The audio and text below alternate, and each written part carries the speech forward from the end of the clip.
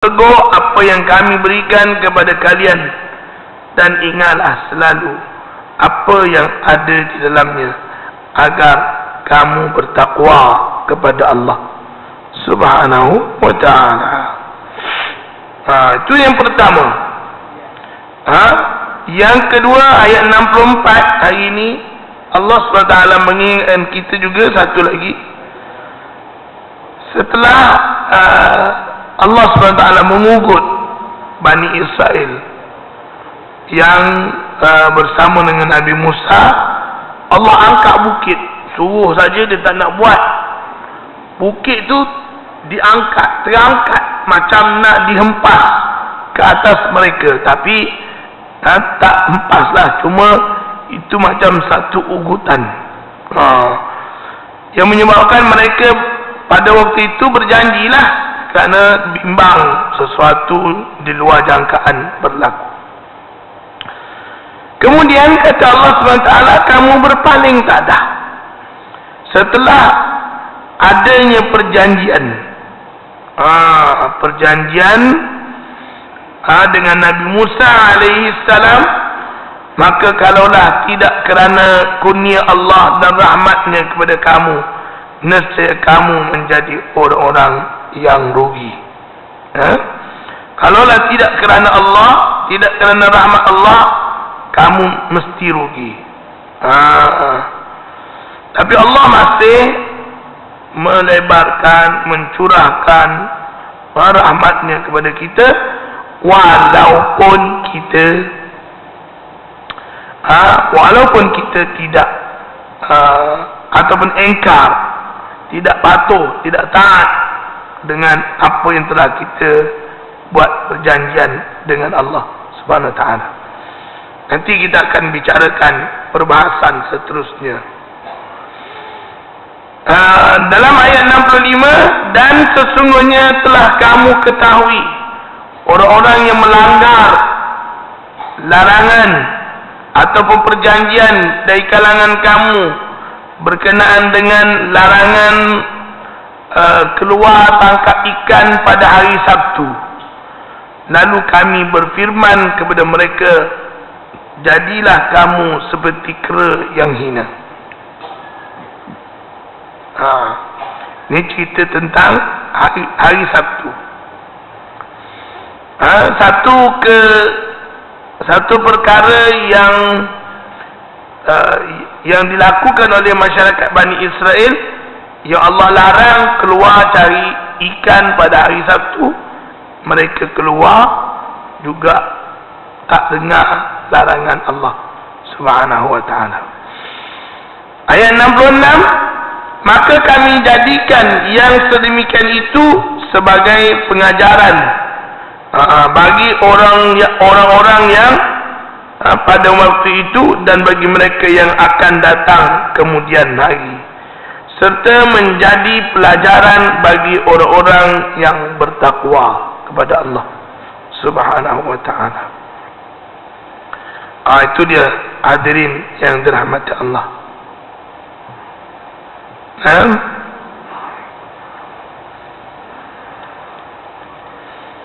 Pada pertemuan yang lepas kita berbicara tentang ayat 61, 62, di mana dalam ayat 61, 62 Allah SWT gambarkan kepada kita ahli kitab,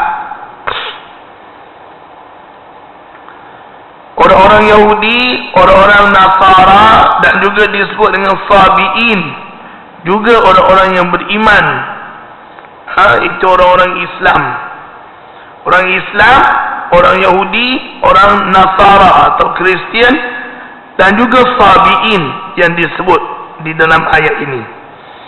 Jadi kita telah bicarakan mengikut kebanyakan ulama yang dikatakan ahli kitab ialah Yahudi dan Nasara, tapi mengikut pandangan Abu Hanifah, Sabi'in juga termasuk ahli kitab.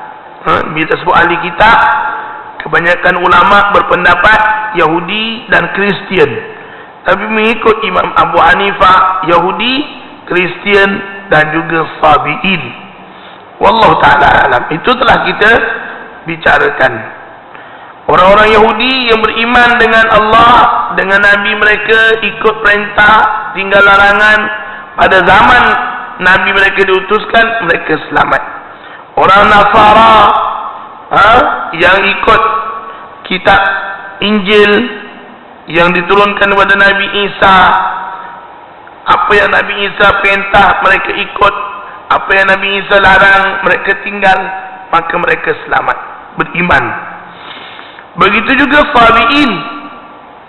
Ada yang berpendapat Sabi'in penyembah bintang, orang yang mencari kebenaran. Tapi kalau mengikut Abu Hanifah menganggap mereka ini adalah pengikut Nabi Allah Daud alaihissalam, yang dibekalkan kepada mereka kitab Zabur.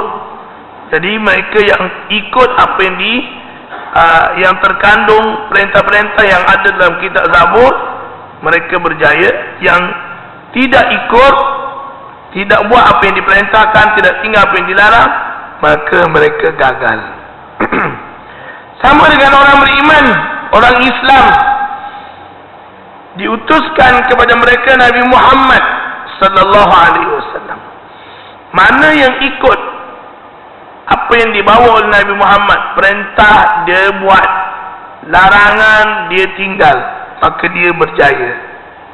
Siapa yang tak buat apa yang dibawa oleh Nabi, yang Nabi suruh dia tak buat, yang Nabi larang dia tak tinggal, maka dia gagal. Sama je. Itu yang dibicarakan. Jadi pada hari ini Allah SWT nak beritahu pada kita, dia bawa contoh orang-orang Yahudi gagal. Sebahagian daripada mereka gagal. Bukan kata sebahagian, kebanyakan di kalangan mereka gagal sebab apa yang Nabi mereka bawa, mereka tak ikut. Mereka tak buat apa yang disuruh, mereka tak tinggal apa yang dilarang, menyebabkan mereka gagal. Di antaranya yang Allah SWT suruh mereka ialah perjanjian di antara Bani Israel dan Nabi-Nabi yang diutuskan oleh Allah kepada mereka, yang kita panggil Mitsaq.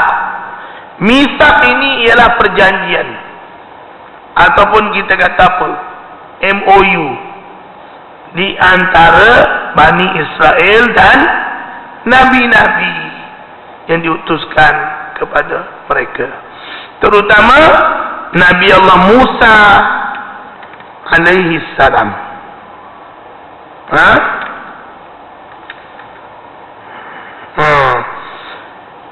Butir-butir perjanjiannya mungkin kita boleh tengok dalam beberapa ayat kemudian.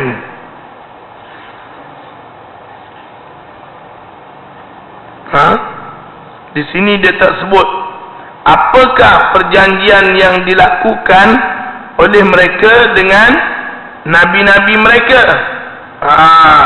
Dia ada sebut dalam beberapa ayat yang akan datang. Wa idz akhadna mitsaqa bani Israil.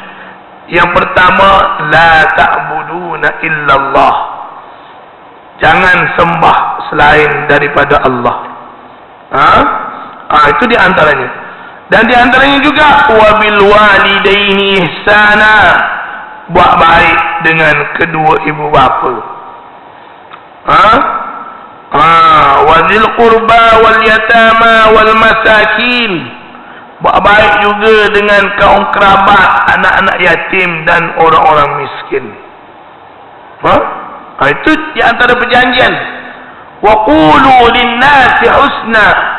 Bila berbicara dengan manusia, berbicaralah dengan cara yang baik. Berinteraksi dengan manusia secara baik. Itu di antara perjanjian juga. Wa aqimus salah wa atuz zakah. Dirikan salat, keluarkan zakat. Tapi kata Allah SWT, thumma tawallaitum. Tak ramai yang ikut. Yang tak ikut ramai.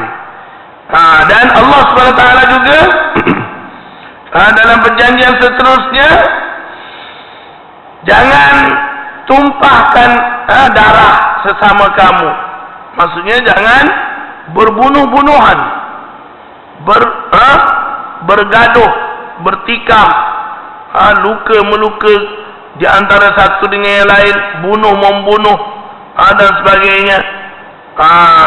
Dan jangan kamu menghalau, mengusir di antara satu dengan yang lain. Itu yang Allah Subhanahu Wa Taala, sebut di dalam ayat, nanti kita akan jumpa 83, 84. Butir-butir perjanjian di antara Bani Israel dan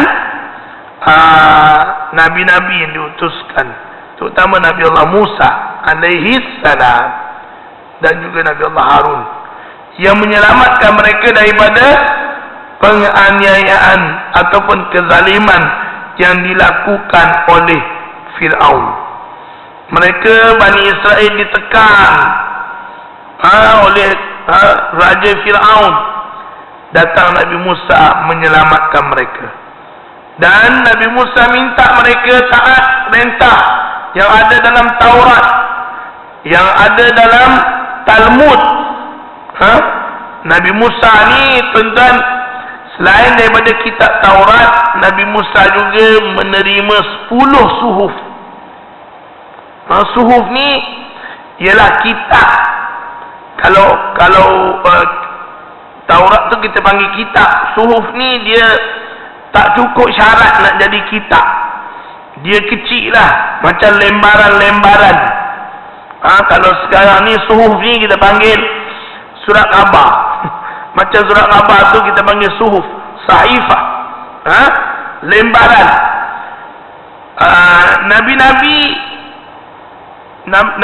Nabi Ibrahim menerima suhuf, Nabi Musa menerima suhuf. Kan disebut dalam surah apa? Suhufi Ibrahim wa Musa. Suhuf Nabi Ibrahim dan suhuf Nabi Musa. Nabi Musa menerima 10 suhuf sebelum dia terima kitab Taurat. Nabi Ibrahim juga menerima 10 suhuf. Nabi Syis menerima suhuf. Nabi-nabi menerima suhuf. Ada nabi-nabi yang menerima suhuf. Sebab apa?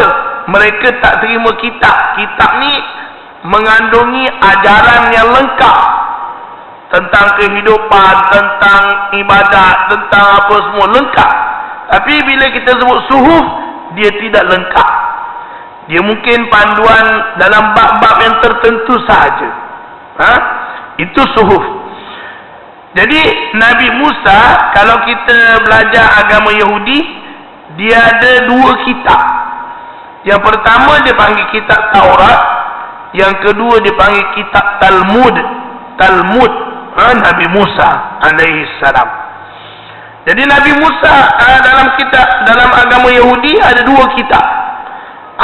Kedua-dua itu dibawa oleh Nabi Musa alaihi salam kepada umat mereka. Di dalam tu ada perintah, ada larangan.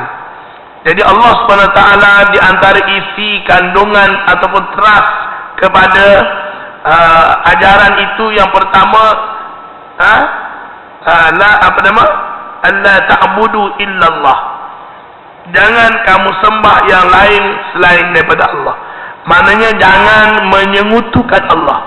Sebenarnya hadirin dirahmati Allah, daripada zaman Nabi Adam sampai kepada zaman Nabi Muhammad, sampai ke zaman kita hari ini, teras kepada ajaran daripada langit ialah jangan sembah selain daripada Allah. Itu memang teras, sama je daripada zaman Nabi Adam sampai sekarang. Berkenaan dengan jangan menyembah selain daripada Allah, sama. La tusyrik billah. Sebelum Nabi Muhammad, Allah bawa cerita kepada kita tentang Luqmanul Hakim. Awal-awal lagi bila dia nasihatkan anak dia, ya wa idh qala Luqmanu li ibnihi wa huwa ya'idhuhu ya bunayya la tusyrik billah. Luqmanul Hakim ni Dia hidup zaman sebelum zaman Nabi Muhammad. Di antara Nabi Isa dan Nabi Muhammad, di antara Nabi Isa dengan Nabi Muhammad itu ada lebih kurang 570 tahun. 570 tahun. Jadi di antara itu tidak ada Nabi. Jadi datang orang-orang yang bijaksana macam Luqmanul Hakim. Dia menasihatkan anak dia, di antaranya la tusyrik billah, jangan sekutukan Allah. Kalau kita lihat teras kepada ajaran yang dibawa oleh Nabi Muhammad juga sama. Ikhrajul ibad min ibadatil ibad ila ibadatillah, min ibadatil makhluk, min ibadatil khalq ila ibadatil khaliq. Nak mengeluarkan manusia daripada menyekutukan Allah ataupun menyembah sesama makhluk kepada menyembah Allah Subhanahu wa ta'ala. Jadi tuan-tuan, kita dah dapat satu garis panduan yang sangat besar dalam agama kita. Apa dia?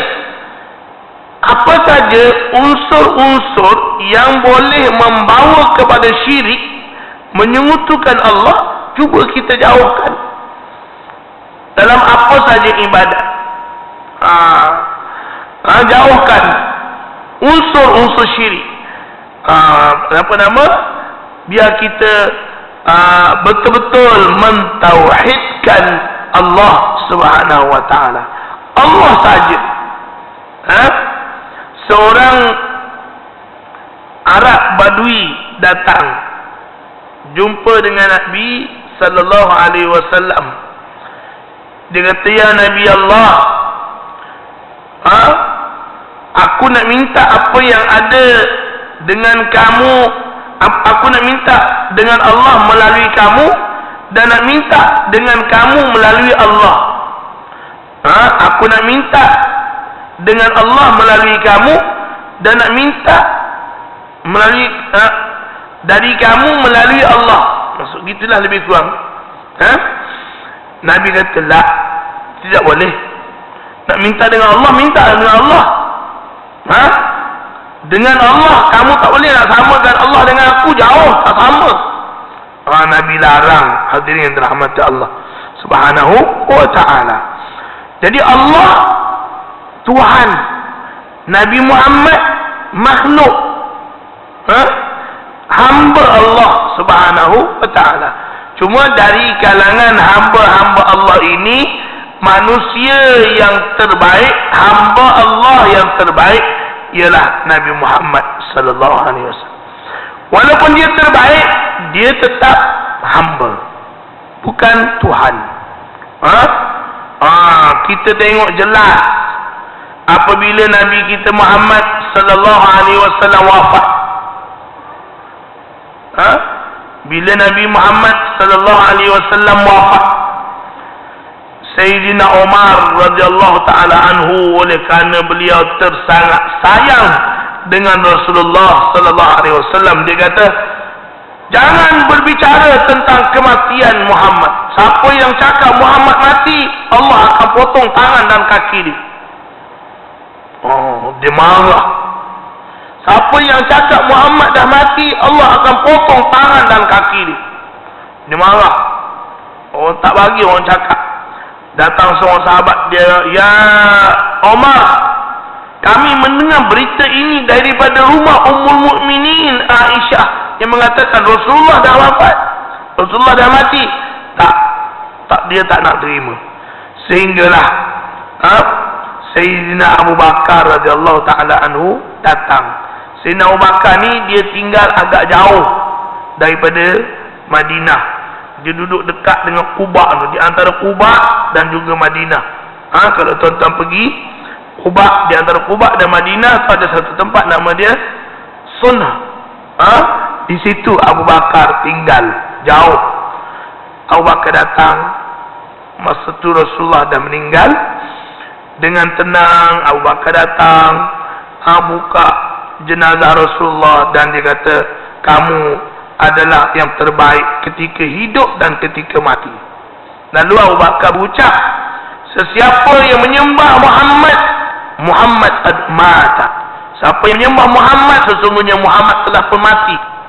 Tetapi sesiapa yang menyembah Allah, Allah masih hidup dan kekal hidup. Allahu hayyul la yamut, kata Abu Bakar. Allah tidak mati. Lalu Abu Bakar radhiyallahu taala anhu membaca satu ayat, afa'im wa ma Muhammadun illa rasulun qad khalat min qablihi ar-rusul. Tidaklah Muhammad ini melainkan sama macam rasul-rasul lain juga. Macam rasul-rasul lain juga.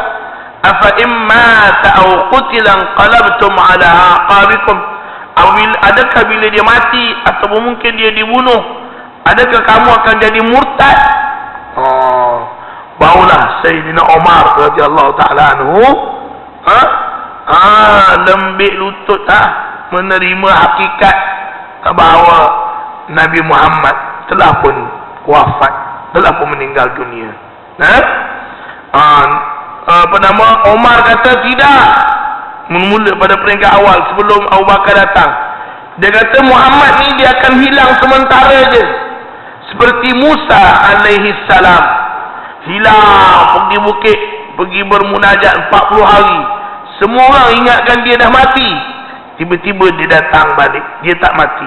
Muhammad macam tu juga, dia akan berlaku seperti berlaku kepada Musa alaihi salam. Jadi hadirin yang dirahmati Allah Subhanahu wa taala, Bani Israel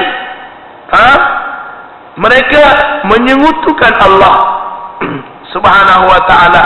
Kalau kita tengok di dalam Al-Quran, Allah kata di antara yang dia sekutukan Allah dengan ahbar dan ruhban. Ahbar ialah orang bijak pandai dalam agama Yahudi.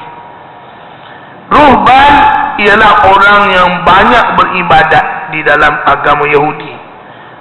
Dipanggil ruhban. Allah Subhanahu wa taala berfirman apa?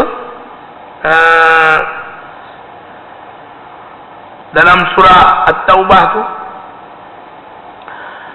jangan kamu mengambil ahbar dan ruhban itu sebagai Tuhan selain daripada Allah. Ittakhadhu ahbarahum wa ruhbanahum arbaban min dunillah. Orang-orang Yahudi mereka mengambil ahbar dan ruhban mereka sebagai Tuhan selain daripada Allah. Bila ayat ni turun, hadirin tuan-tuan puan-puan, bila ayat ni turun kepada Nabi Muhammad sallallahu alaihi wasallam, ada bersama dengan Nabi seorang berbangsa Yahudi yang telah memeluk agama Islam. Nama dia Adi bin Hatim. Adi bin Hatim datang jumpa dengan Rasulullah. Ya Rasulullah, saya dulu beragama Yahudi. Masa saya beragama Yahudi dulu, tak pernah, saya tak tahu pula ada di kalangan orang Yahudi yang menganggap ahbar, ahli bijak pandai dan ruhban, ahli ibadat dalam agama Yahudi ini sebagai Tuhan. Arbaban min dunillah. Kami tak pernah menganggap mereka Tuhan. Kenapa ayat ni kata orang Yahudi menganggap, kalau kita kata ulama-ulama lah, dan juga ahli-ahli ibadat mereka sebagai Tuhan? Maka Nabi sallallahu alaihi wasallam bersabda kepada Adi, wahai Adi, tidakkah di kalangan orang-orang Yahudi, apabila ulama-ulama mereka ataupun yang mereka kenali dengan ahbar, apabila ahbar mereka berkata halal, sedangkan benda tu Allah kata haram, dia tak ikut yang Allah cakap, dia ikut yang ahbar dia cakap. Ahbar dia cakap ini halal, Allah kata haram, dia ikut ahbar. Ahbar dia kata haram, Allah kata halal, dia ikut ahbar, dia tak ikut yang Allah cakap. Maka Adi bin Hatim kata, itu memang betul berlaku. Apa yang ada dalam kitab Taurat kata tak boleh, ahbar dia kata boleh, ikut ahbar. Apa yang ada dalam kitab Taurat kata tak boleh, ahbar dia kata boleh, dia ikut ahbar, tak ikut yang ada dalam kitab Taurat. Maka Nabi kata, itulah berarti dia telah bertuhan kepada ahbar dan ruhban. Apa maksudnya, tuan-tuan?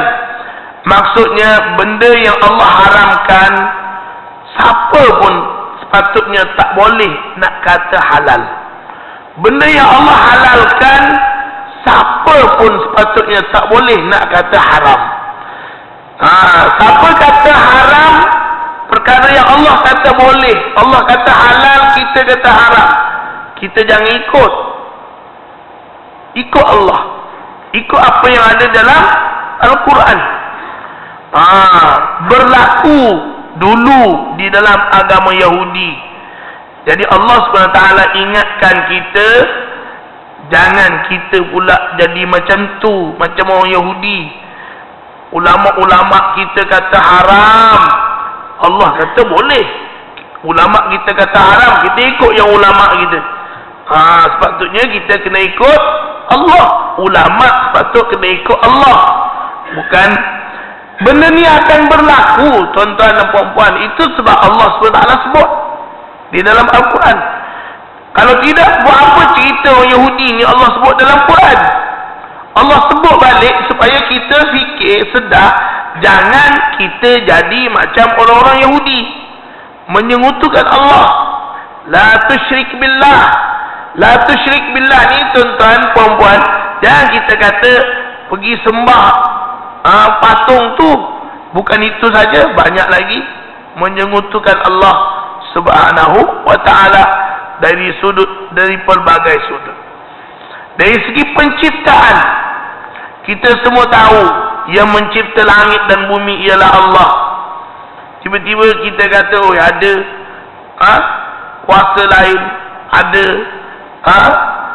yang mencipta makhluk ini.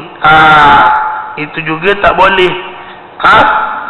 Ataupun dari segi menyediakan keperluan kepada kita untuk hidup, bernafas, sihat, sakit, demam, rezeki.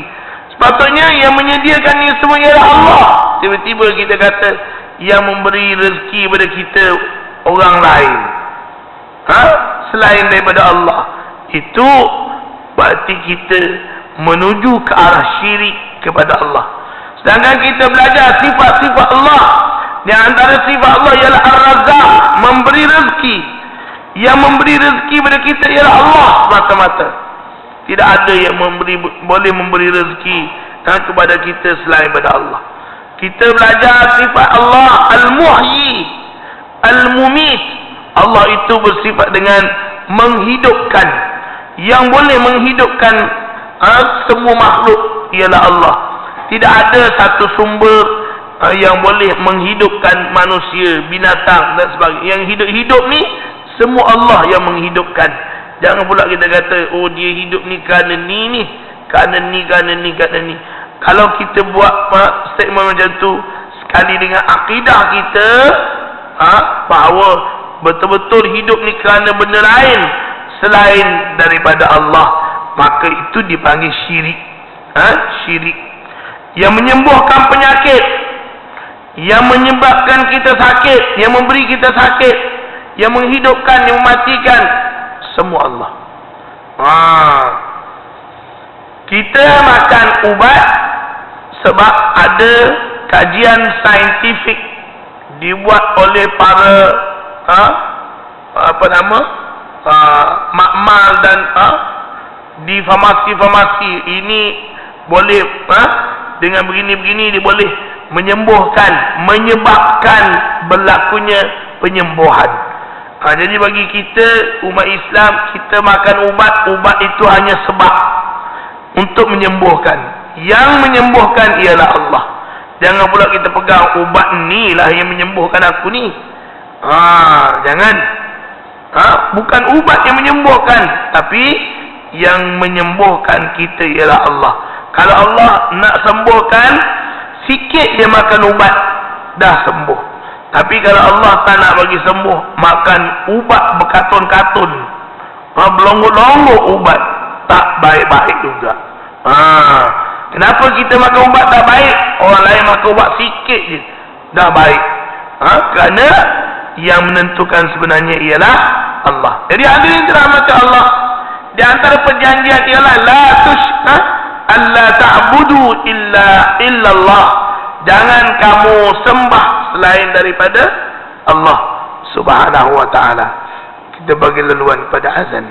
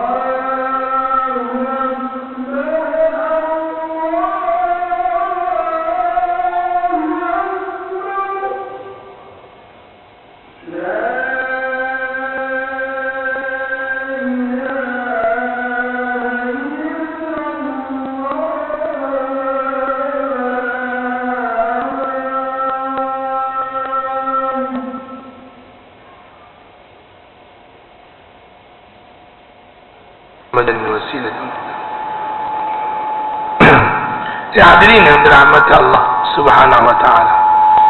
Janji mereka dengan Allah, jangan sembah selain daripada Allah. Berbuat baik kepada kedua ibu bapa, berbuat baik kepada kaum kerabat, anak-anak yatim, dan sebagainya. Itu sebagaimana dinyatakan oleh Allah sendiri di antara mereka. Jangan usir-mengusir, jangan membunuh di antara satu dengan yang lain. Itu di antaranya. Tapi apa kata Allah? Wahai orang-orang Yahudi, kamu tidak konsisten berpegang dengan janji. Sekejap kamu patuh dan kemudian kamu memungkirinya. Jika bukan kerana rahmat dan kasih daripada Allah Subhanahu wa taala yang menangguhkan azab ke atas kamu, Allah Subhanahu wa taala sudah tentu, kalau bukan dengan sebab rahmat Allah, sudah tentu Allah menyegerakan azab terhadap kamu seperti yang sepatutnya kamu terima. Jadi itu yang dinyatakan oleh Allah Subhanahu wa taala kepada Bani Israel. Jadi hadirin yang dirahmati Allah, sebenarnya sebagaimana yang saya sebut tadi, apa yang Allah sebenarnya sebut kepada kita tentang Bani Israel ni, jangan kita kata oh ini untuk Bani Israel je, kita tak payahlah. Tidak, tuan-tuan, perempuan, kita pun sama. Janganlah kita suka nak langgar perintah Allah, nak ceroboh larangan Allah dan sebagainya. Kerana Allah tangguhkan azab ke atas kita bukan berarti dia bukan berarti kita tidak salah. Kita buat salah tetap salah, siapa pun tetap salah, tapi Allah tangguh atas dasar kasihan belas, memberi peluang agar kita bertaubat, mendekatkan diri kita kepada Allah Subhanahu wa taala. Di antara yang disebut oleh Allah Subhanahu wa taala, kamu sedar tentang telatah nenek moyang kamu yang melanggar batas-batas hukum Allah dengan menangkap ikan pada hari Sabtu. Walaqad alimtumul ladzina i'tadaw minkum fis sabt. Dalam bahasa Arab Sabtu juga, cuma dia sebut as-sabt, yaumus sabt, hari Sabtu. Kita Sabtu, kan, Sabtu, mana-manalah. Jadi hari Sabtu adalah hari besar dalam agama Yahudi. Kalau macam Kristian, hari besar dia hari Ahad. Yahudi hari Sabtu, kita orang Islam hari Jumaat.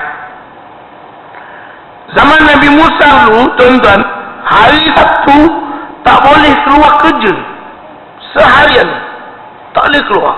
Siapa keluar bekerja berdosa. Tak boleh keluar kerja. Sehingga dikatakan hari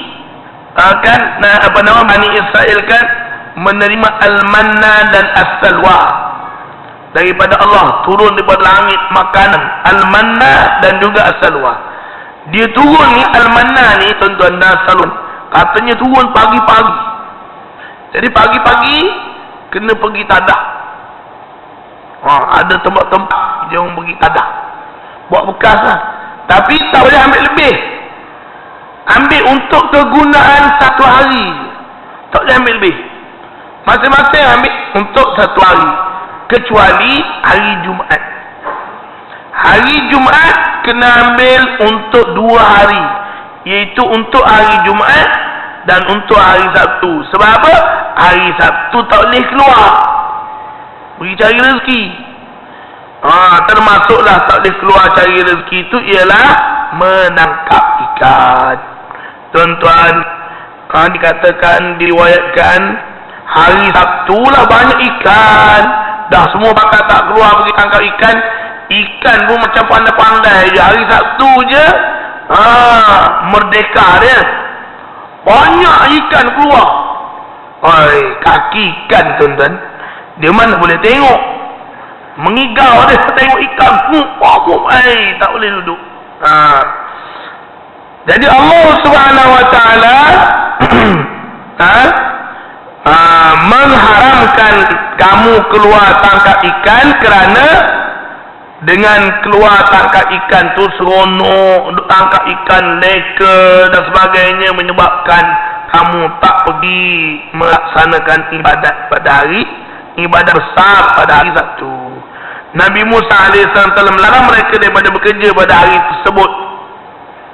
Baginda mewajibkan mereka taat pada Tuhan pada hari tersebut dan mengharuskan bekerja pada hari-hari lain selain daripada hari Sabtu. Maknanya kerja ni 6 hari je seminggu, tak boleh lebih. Masuk hari Sabtu kerja juga dosa. Tak kira lah bukan kerja tangkap ikan saja, tapi dia oleh kerana pada waktu itu kebanyakan masyarakat situ dia bekerja tangkap ikan, maka larangannya khusus disebut untuk orang yang pergi tangkap ikan.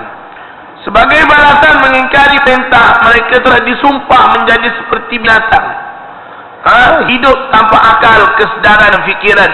Kehidupan mereka terumbang-ambing dan tidak menentu dikuasai hawa nafsu.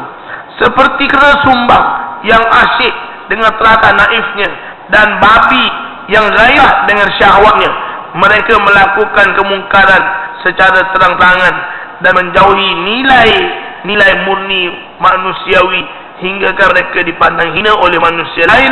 Mereka tidak lagi dilihat layak untuk dicampuri dalam pergaulan dan bermuamalat. Allah SWT kata, siapa yang engkar daripada perintah Allah, faja'alnaha faqulna lahum kunu qiradatan, jadilah kamu kera-kera khasiin, yang hina. Jadi hadirin dirahmati Allah SWT, kita tengok dalam tafsiran ni tadi yang saya baca pada tuan-tuan, dia menggambarkan dia bukan jadi kera betul, tapi perangai jadi macam perangai kera. Tergaru-garu, terloncat-loncat, jadi macam perangai kera. Itu ikut satu pendapat lah. Maknanya orang-orang yang engkar pergi juga cari ikan pada hari Sabtu, mereka jadi macam kera, terloncat-loncat, tidak senonoh, mana bukan ada sifat-sifat kemanusiaan. Ada sebahagian mereka yang menjadi khinzir, bukan kerana khinzir dia tukar rupa jadi khinzir sondol tu, tidak, tapi perangainya, dari segi syahwatnya dia tak kira tempat, dia nak mengawan ke apa semua di semua tempat, di khalayak ramai, tak kira. Maka itu dipanggil perangai, sikap khinzir, dan tak kira siapa, dengan mahram ke, dengan bukan mahram ke, adik-beradik ke, apa semua, itu khinzir. Jadi perangai khinzir ni wujud dalam diri mereka itu. Itu pendapat pertama lah. Tapi kalau mengikut Abdullah bin Abbas, dia kata mereka ini memang berubah bentuk rupa mereka menjadi kera, bertukar jadi kera betul, jadi kera betul, jadi khinzir, betul-betul khinzir, bukan perangai. Tapi kata Ibn Abbas radhiyallahu ta'ala anhu, mana-mana makhluk Tuhan yang Allah turunkan seksa, dia diubah rupa bentuk dia daripada rupa asal manusia jadi rupa binatang atau sebagainya, dia tak hidup lama. Dia tak hidup lama, kata Ibn Abbas. Paling lama pun dia akan hidup 3 hari. Setelah 3 hari mereka akan mati. Itu kalau mengikut Ibn Abbas. Maknanya orang yang dimurkai oleh Allah dipanggil al-maskhu. Al-maskhu tu Allah tukar rupa dia jadi rupa benda lain. Dia tak hidup lama, dia akan mati. Maknanya setelah dia jadi kera, ada tak dia ni jadi kera lama sehingga melahirkan anak dalam keadaan dia tu berupa kera?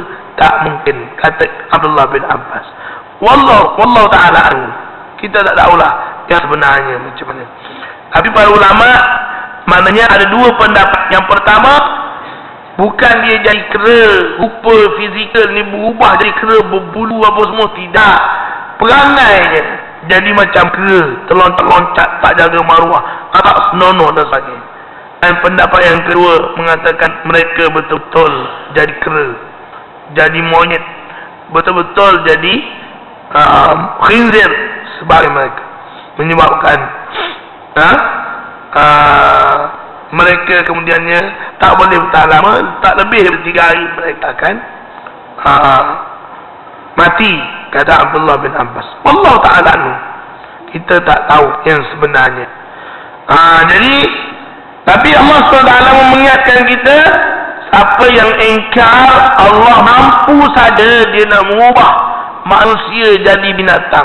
Allah mampu, cuma Allah nak buat ke tak nak buat. Kenapa pula?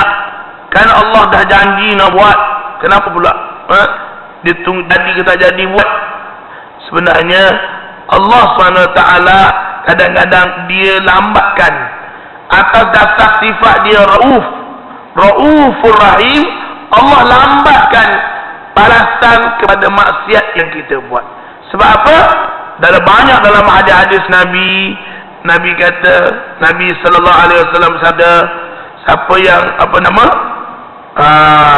melakukan maksiat pada waktu malam, Allah tunggu dia sampai waktu siang, bertaubat atau tidak.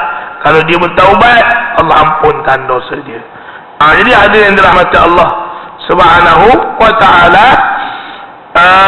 Allah nak bagi kita peluang untuk bertaubat, bukan kerana dia tak nak seksa kita.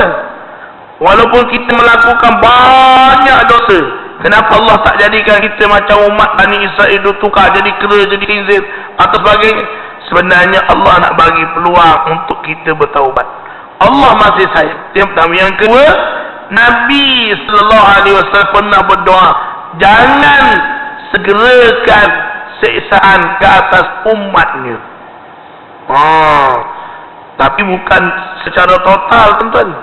Mentang-mentang Nabi dah berdoa, ya Allah jangan segerakanlah siksaan ke atas umat aku, kita pun pantai buat maksiat banyak-banyak. Dah lambat lagi maksiat, tunggu nanti nak mati baru taubat. Jangan, tuan-tuan, sebab kita tak tahu juga. Dalam hadis-hadis yang lain Nabi menyatakan, kalaulah maksiat berleluasa, tidak ada orang yang berani cegah maksiat tersebut, tunggu saat Allah menurunkan balanya kepada kita. Jadi harap-harap tak berlaku lah. Harap-harap ada orang yang amar ma'ruf nahi mungkar, untuk sekurang-kurangnya dia boleh mengimbangkan maksiat, kurang berlaku ada amar ma'ruf nahi mungkar. Kalau maksiat itu berleluasa tanpa sebarang sekatan, itu bahaya. Yang kedua, Allah SWT beritahu kepada kita di dalam Al-Quran, Allah tidak menurunkan azab kalau kita beristighfar, banyak beristighfar. Dalam masyarakat ada sekumpulan yang hari-hari setiap masa beristighfar, maka azab itu lambat, Allah akan tangguhkan. Allah dalam satu hadis yang lain, Nabi sallallahu alaihi wasallam juga bersabda, Allah tangguh azab kepada sesuatu tempat. Allah nak turunkan azab tapi ditangguhkan. Sebab apa? Di situ ada kanak-kanak dan juga orang-orang tua.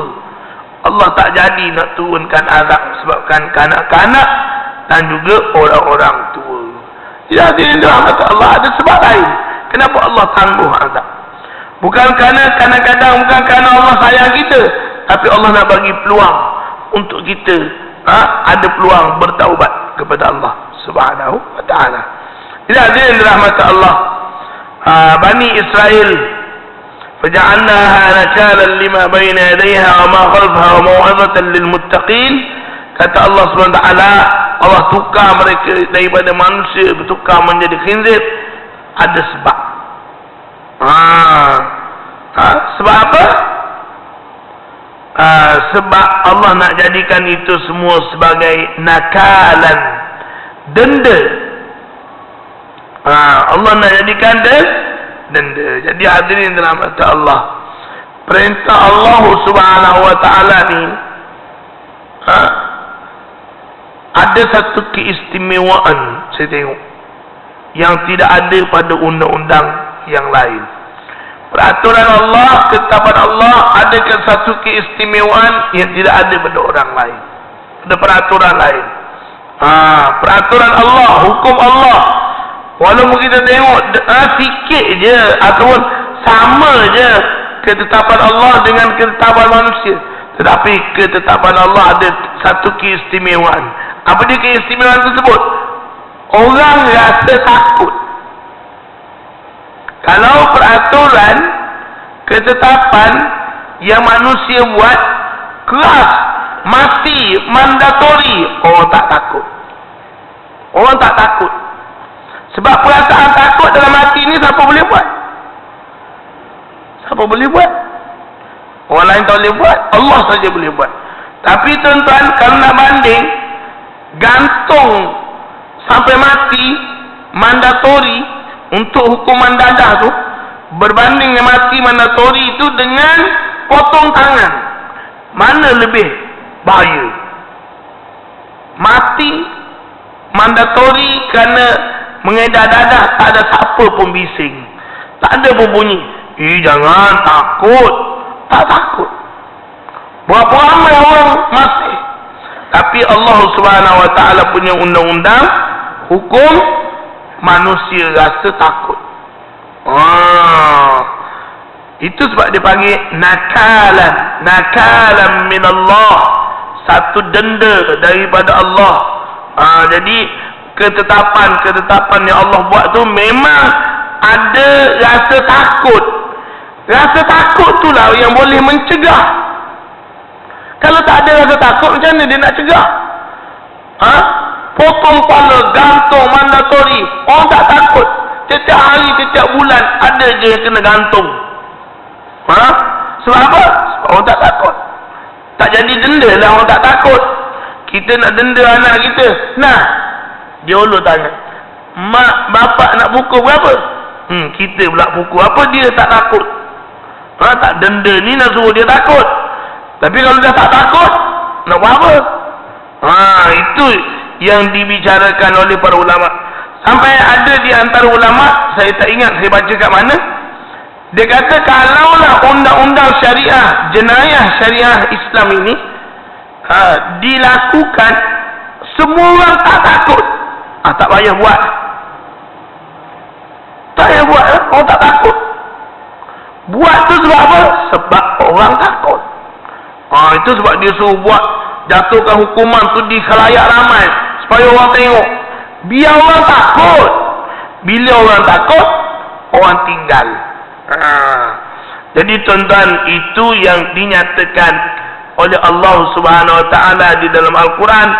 Setiap hukum yang Allah Subhanahu Wa Taala jadikan, dia ada rasa takut. Jangan main jadi kera.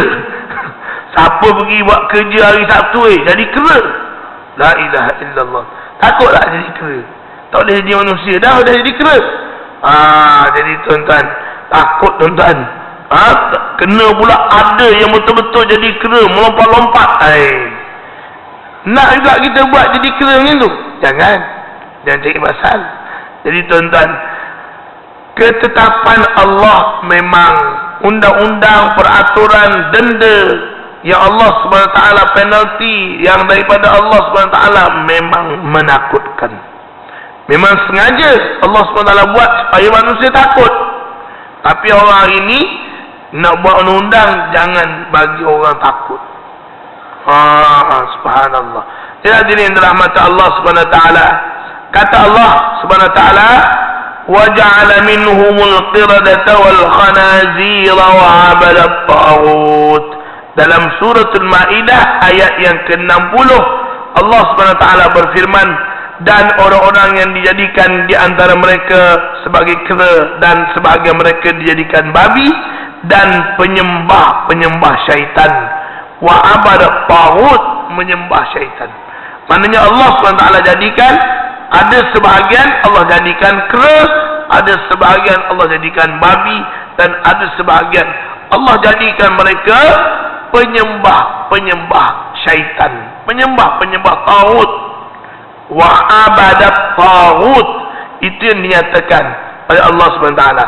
3 perkara penting ditunjukkan oleh ayat di atas ialah, yang pertama, Gunung Tur. Gunung Tur. Sebenarnya At-Tur tu dalam bahasa Arab dengan makna gunung. At-Tur tu. At-Tur tu sendiri dah makna gunung. Gunung, bukit, At-Tur. Setengah sebut Jabal, setengah sebut At-Tur. Jadi gunung diangkat untuk mengancam Bani Israel. Yang kedua, mereka disumpah dan berubah bentuk. Fizikalnya menjadi kera. Ada setengah pendapat kata berubah sikap, bukan berubah fizikal. Yang ketiga, penampilan pengajaran bagi golongan derhaka yang mengingkari perintah dan larangan Allah SWT kena bijaksana. Orang yang ingkar dengan perintah Allah, yang kadang-kadang nak guna logikal saja semata-mata, kita kena guna sebagaimana yang mereka guna. Kalau mereka pandai berkata-kata, kita pun kena cari orang yang pandai berkata-kata untuk macam Nabi sallallahu alaihi wasallam, Nabi tak pandai bersyair. Dan kata Allah, syair itu memang tak sesuai pun untuk Nabi.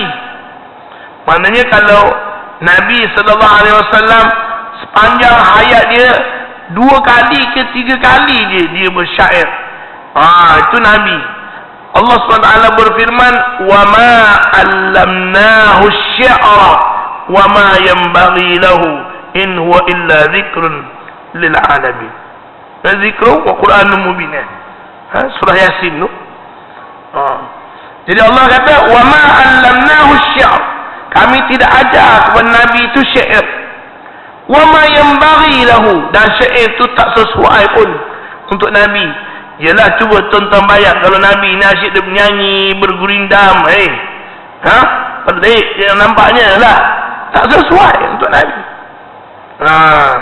Jadi kalau, tapi walaupun Nabi tidak bersyair, di kalangan sahabat ada orang yang Nabi doakan supaya dia dibantu oleh malaikat. Allah Nabi berdoa kepada Hassan bin Thabit. Hebat Hassan bin Thabit ni, tuan-tuan. Sahabat yang membantu Nabi membuat syair-syair untuk pertahankan Nabi. Hassan bin Thabit salah seorang yang terlibat menuduh Aisyah terlibat dengan zina. Hassan bin Thabit. Satu hari Aisyah radhiyallahu taala anha diberitahu, ini Hassan bin Thabit yang pernah menuduh kamu sekian-sekian. Aisyah kata, walaupun dia pernah menuduh aku, tapi dia juga pernah membela Rasulullah sallallahu alaihi wasallam. Aisyah tetap menghormati dia. Hebat. Maknanya kalaulah Aisyah tu kita dan berada di tempat Aisyah, ini di antara orang yang fitnah aku ni dulu ni. Tapi Aisyah tidak. Dia melihat Rasulullah doa dengan Rasulullah bagi dia mimbar untuk berqasidah dan sebagainya. Bersyair.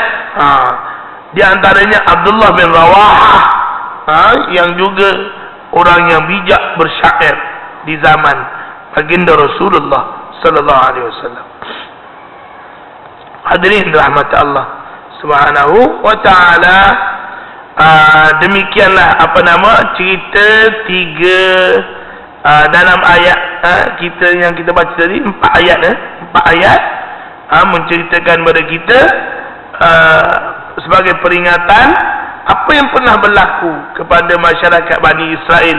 Mereka melakukan perkara tersebut yang menyebabkan mereka mendapat kemurkaan Allah Subhanahu wa ta'ala. Jadi kita juga, hadirin hadirat sekalian, tak nak dimurkai oleh Allah, jangan buat apa yang Allah larang. Walaupun kita dia orang kata apa, Baru-baru ni saya pergi umrah, jumpa dengan seorang saudara saya jugalah, jauh-jauh. Saudara jauh-jauh lah, mengaku je lah saudara. Yang tinggal kat sana. Dia kata aku balik Malaysia. Oh, dia kata Malaysia banyak tahayul. Bukan tahyul, tahayul. Hukum yang asalnya tak boleh, dipindah guna istilah lain ni jadi boleh. Kan? Itu dia kata memang sangat banyak di Malaysia. Tahayul ni mana dia asal pada helah lah, berhelah daripada tak boleh jadi boleh. Dia kata hukum hakam di Malaysia ni hebat. Dia kata banyak yang terlibat dengan tahayul, bukan tahyul. Tuan-tuan jangan salah faham lah tu. Nanti kata di Malaysia banyak tahyul pula dah. Tahayul tu maknanya banyak berhelah daripada tak boleh sehingga dia jadi boleh. Wallahu ta'ala alam. Macam kita kata di Malaysia asalnya kalau nak kirakan kad kredit ni tak ada yang boleh, tapi dia cari jalan macam mana suruh kad kredit ni jadi halal. Lama-lama dia jadi halal. Ada lah cara-cara dia, boleh tak boleh tu, Allah Ta'ala alam. Jadi banyaklah benda-benda yang seumpama itu yang asalnya tak boleh, tapi dia pandai-pandai dia ubah sana ubah sini, macam-macam cara, diistilahkan dengan istilah-istilah yang baru, perkenalkan produk baru dan sebagainya, lama-lama jadi boleh. Wallahu ta'ala alam. Jadi harap-harap kita jangan terlalu banyak, walaupun benda tu dibenarkan, tapi bukanlah sesuatu yang digalakkan. Mungkin kalau dibenarkan pun atas dasar maslahah, tapi bukanlah sesuatu yang digalakkan. Tapi masalahnya kita ni, bila dibenarkan, kita yang tu lah yang suka. Kad kredit bila dibenarkan, sikit-sikit kad kredit sampai tak terbayar. Subhanallah. Janganlah begitu tuan-tuan. Mudah-mudahan Allah SWT memberi kita kekuatan. Jangan kita jadi macam Bani Israel yang banyak tahayul, menyebabkan mereka akhirnya dimurkai oleh Allah Subhanahu Wa Taala. Kita tak nak. Kita nak jadi manusia yang betul-betul taat dengan perintah, tinggal segala larangan, buat segala suruhan. Aqulu qawli hadza wa sallallahu alaihi wa lakum wa liwalidayya wa liwalidikum. Assalamualaikum warahmatullahi wabarakatuh. Subhanakallah. Allahumma salli ala Muhammad. Allahumma salli ala Muhammad.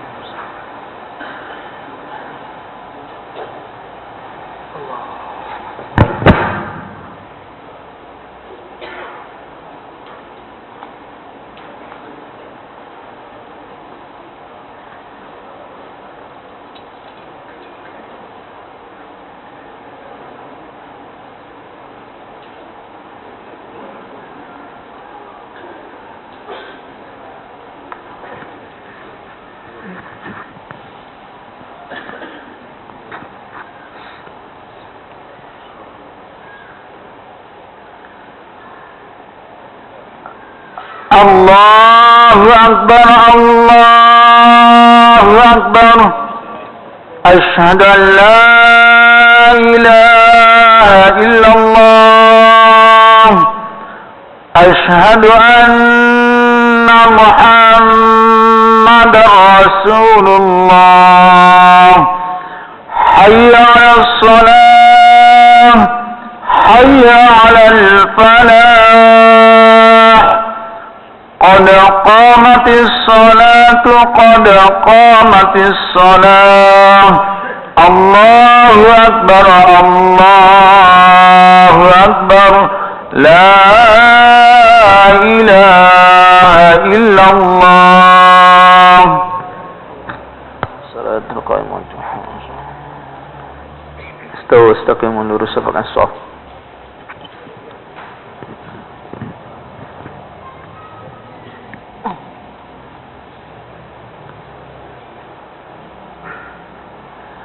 Allahu Akbar.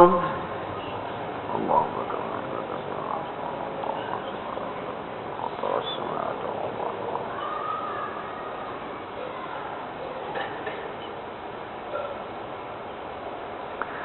بسم الله الرحمن الرحيم الحمد لله رب العالمين الرحمن الرحيم مالك يوم الدين إياك نعبد وإياك نستعين اهدنا الصراط المستقيم صراط الذين أنعمت عليهم غير المغضوب عليهم ولا الضالين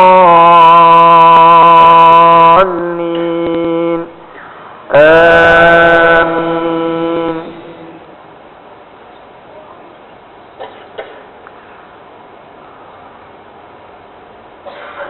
فلا صدق ولا صلى ولكن كذب وتولى ثم ذهب إلى أهله يتمطى أولى لك فأولى ثم أولى لك فأولى أيحسب الإنسان أن يترك سدى ألم يكن نطفة من مني يمنى ثم كان علقة فخلق فسوى فجعل منه الزوجين الذكر والأنثى أليس ذلك بقادر على أن يحيي الموتى الله أكبر سبحان الله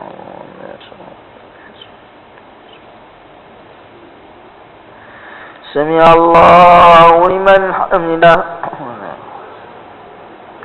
الله أكبر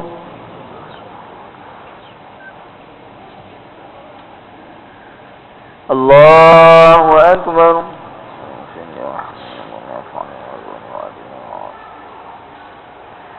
الله أكبر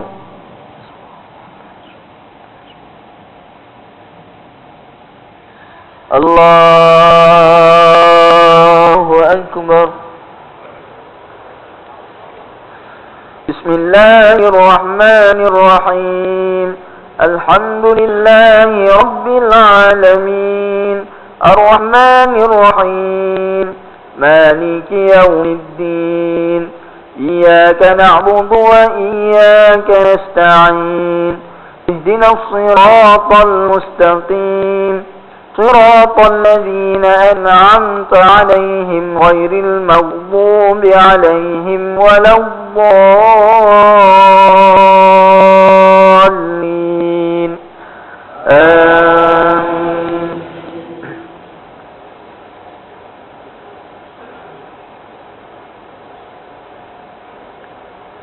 بسم الله الرحمن الرحيم إذا زلزلت الأرض زلزالها وأخرجت الأرض أثقالها وقال الإنسان ما لها يومئذ تحدث أخبارها بأن ربك أوحى لها يومئذ يصدر الناس أشتاتا ليروا أعمالهم فمن يعمل مثقال ذرة خيرا يره ومن يعمل مثقال ذرة شرا يره الله أكبر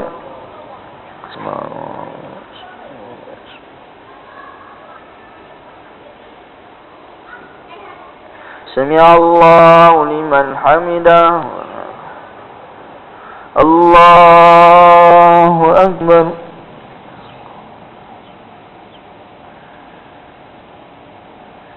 الله أكبر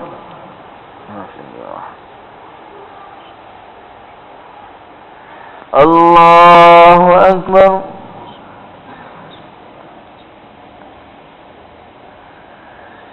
الله أكبر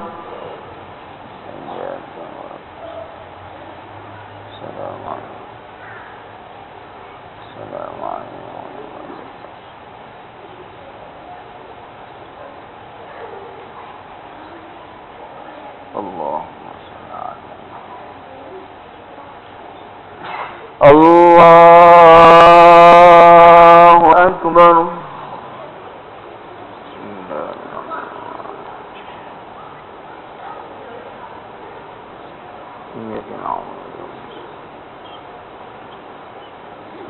صراط الذين غير المغضوب عليهم.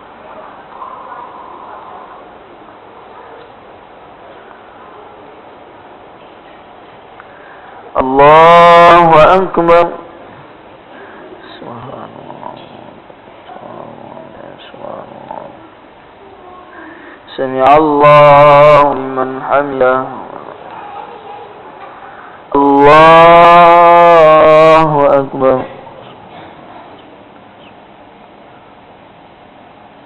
الله أكبر.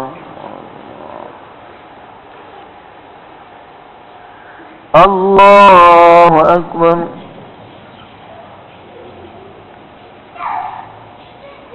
الله أكبر.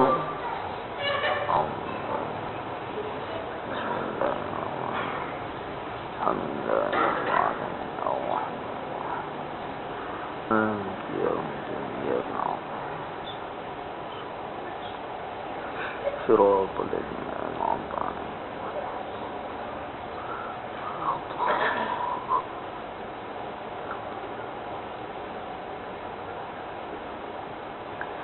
الله أكبر.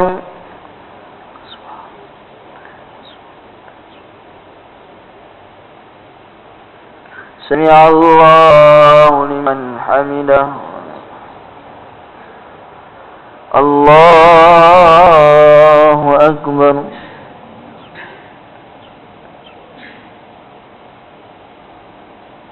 الله أكبر.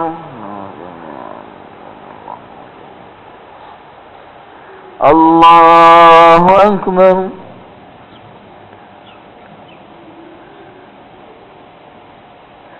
الله أكبر.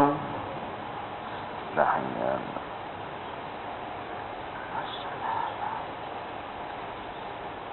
السلام عليكم. أشهد أن لا إله إلا الله وأن محمدا وعلى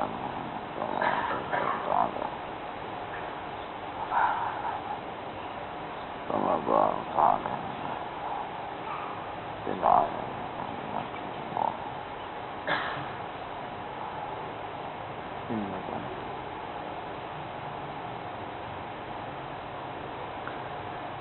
السلام عليكم ورحمة الله.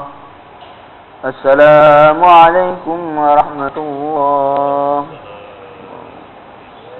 أستغفر الله العظيم الذي لا إله إلا هو الحي القيوم وأتوب إليه. أستغفر الله العظيم الذي لا إله إلا هو الحي القيوم وأتوب إليه. أستغفر الله العظيم الذي لا إله إلا هو الحي القيوم وأتوب إليه. اللهم أنت السلام ومنك السلام وإليك يعود السلام. تبارك ربنا وتعالى يا ذا الجلال والإكرام. وإلهكم إله واحد لا إله إلا هو الرحمن الرحيم. الله لا إله إلا هو الحي القيوم لا تأخذه له ما في السماوات وما في الأرض. من ذا الذي يشفع عنده إلا بإذنه يعلم ما بين أيديهم وخلفهم ولا يحيطون بشيء من علمه إلا ما شاء. وسع كرسيه السماوات والأرض ولا يؤوده حفظهما. بسم الله الرحمن الرحيم. الحمد لله رب العالمين والصلاة والسلام على محمد وعلى آله وصحبه أجمعين. ربنا تقبل منا صلاتنا وعملنا تاما واغفر لنا ذنوبنا ولا تعذبنا يوم القيامة إنك على كل شيء قدير. اللهم أعنا على ذكرك وشكرك وحسن عبادتك. اللهم اغفر لنا لما تحب وترضى واجعل آخرتنا خيرا من الأولى. اللهم ربنا اغفر لنا ذنوبنا ولوالدينا وارحمهما كما ربيانا صغيرا ولجميع المسلمين والمسلمات والمؤمنين ومؤمنات برحمتك يا أرحم الراحمين. ربنا اغفر لنا ذنوبنا وإسرافنا في أمرنا وثبت أقدامنا وانصرنا على القوم الكافرين. اللهم اختم لنا بحسن الخاتمة ولا تختم علينا بسوء الخاتمة. ربنا آتنا في الدنيا حسنة وفي الآخرة حسنة وقنا عذاب النار. صلى الله على محمد وعلى آله وصحبه أجمعين. الحمد لله رب العالمين.